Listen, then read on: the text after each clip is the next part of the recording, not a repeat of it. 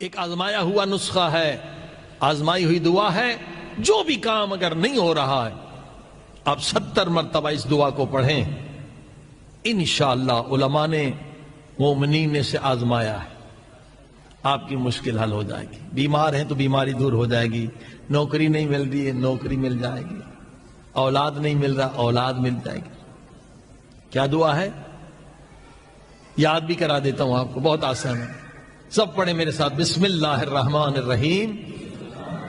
یا اللہ، یا محمد، یا علی، یا فاطمہ، یا صاحب الزمان، ادرکنی ولا تہلکنی.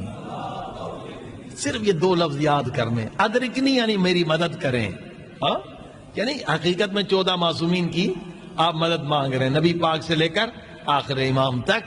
ادرکنی ہماری مدد کریں، ولا تہلکنی. تہلکنی یعنی ہلاک ہونا.